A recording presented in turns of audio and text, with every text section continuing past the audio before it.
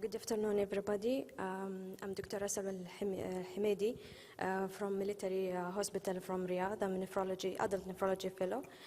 I would like to thank the organizing committee for allowing me to present this interesting topics. Actually, it's supposed to be yesterday, but for some logistic issues, it's delayed.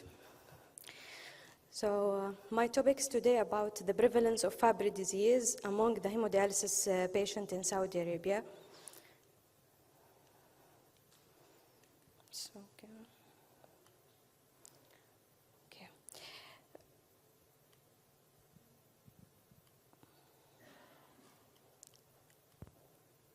Let's wait.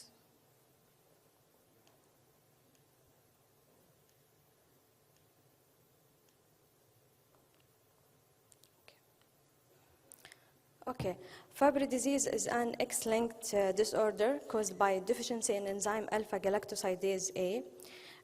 Fabry disease is characterized by variable phenotypes ranging from mild symptoms in heterozygous female to severe manifestations in homozygous male. Its manifestations are non-specific. That's why the diagnosis is challenging for us. According to the Human Gene Mutation Database, more than 800 mutations in the alpha-galactosidase gene have been described. Due to the X-linked nature of disease, it's predicted that Fabry disease prevalence can be twice higher in female compared to the Fabry male. Mutation can be various types. In classical Fabry disease, affected male possesses any one of number of pathogenic alleles defect of the alpha-galactosidase gene, and most common and frequent ones are point mutation, including missense, nonsense, nucleotide mutation, about 70%. Other defects such as small deletion, insertion, polymorphism, and large and small gene rearrangement and genetic changes that impact on RNA splicing. So the pathophysiology of the disease, it's the deficiency of these enzymes result in accumulations of abnormal sphingolipids, globotriacyl ceramides, and GB3 and globotriacyl sphingosine, and this accumulation leading to accumulation in different tissue in the body, leading to irreversible cell damage. Progressions of Fabry can be affect multi-system CNS that can cause Fabry stroke or TIA, or peripheral neuropathy, hearing loss, cardiac abnormalities, and as in our case, affecting the kidneys, leading to end-stage renal disease. Early diagnosis and treatment with enzyme replacement therapy improve the outcome and decrease the complications. So justifications of our study, the prevalence of Fabry disease in Middle East is unknown. The prevalence of Fabry disease is estimated to be between 0.85 and 2.5 cases per 100,000 individuals worldwide. Large studies that have include patients with the classical Fabry, as Northern American registry study of over 2,000 patients with Fabry disease. The mean age was 37 to 40 years. And the prevalence of end-stage renal disease was 14% in men and 2% in women. Our aim to study, to determine the prevalence of the Fabry disease in adult patients undergoing hemodialysis using alpha-galactosidase enzyme assay. This is a cross-sectional study conducted in 3 major hospitals in Saudi Arabia, 2 in the central region and 1 in the northern region in 1 year duration. These 3 centers, Prince Sultan Medical Military City in Riyadh, King Khalid in Al-Kharj Hospital, and Tabuk Military Hospital. The study period between from January to December 2018, and all patients were asked to sign the consent.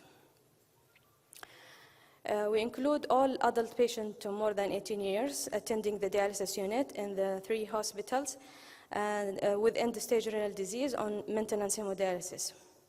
And we exclude the patient who already known Fabry and the individual who refused to participate in our study.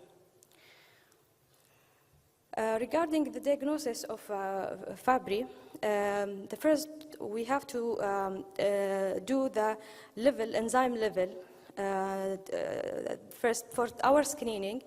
If it is low, this is the confirm our diagnosis. If it is normal, we'll exclude the patient because this is screening study. So we're using the dried spots, blood sample from each patient after taking the consent and confirm it with the genetic study if it is low. So our project approved by Research and Ethics Committee in our center. We resulted on total of 619 patients with end-stage renal disease on hemodialysis screened for Fabry using, as we said, the dried blood spot for alpha galactosidase enzyme level. Enzymatic activity was below 40% of normal level in 11 samples. And on retesting of 3 patients' sample had less than 20% enzyme activity suggesting of Fabry disease. 2 patients from Tabuk and 1 from Al Kharj hospital. DNA of these 3 patients confirmed the diagnosis of Fabry disease. The family screening of one of those 3 patients revealed 1 asymptomatic female with the same mutations result. Family screening of the other affected patient is not available because of logistic issues. So this patient, the first one and second and third, sharing the same mutation, which is class 3, variant of insignificant determinants. As I said. So the prevalence of Fabry disease in this cohort of patients with end-stage renal disease on hemodialysis was 1 in 619, which is represent 4.85 per 1,000 patients, 0.48%. Compared to the reported incidence of 1 in 117,000 to 476,000 in the general population, screening of the patient with end-stage renal disease seems to be a cost-effective strategy, and furthermore, screening of relative of the patient picked on the screening will add more to this screening strategy. So, final, we have 4 patients in our study carrying the same mutation, unlike in Fabry and other ethnic groups, where most of the patients carry a private mutation, more than 100 mutations described in the literature. In our, before conclusion, this the 4 patients having the same mutations and all they have a class 3, which is variant of unknown significance. It's likely diagnosis because all the patients have the low enzyme level, and all of them they have the features of end-stage renal disease already on hemodialysis. And also by reporting by Lucas here in 2016, as functional studies showed that even if it is mild mutation, it's still likely causing the disease. Also, those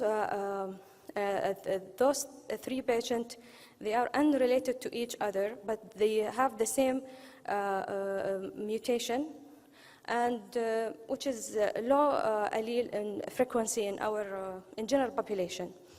So in conclusion, our data demonstrated that Fabry disease was not uncommon in hemodialysis population and support European renal best practice recommendation to screen for Fabry disease in patients with chronic kidney disease of unknown origin.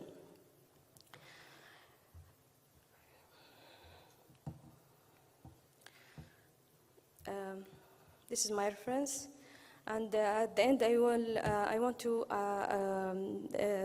acknowledge and appreciate and thanks the Prof. Dr. Muhammad, Sarar Muhammad and Dr.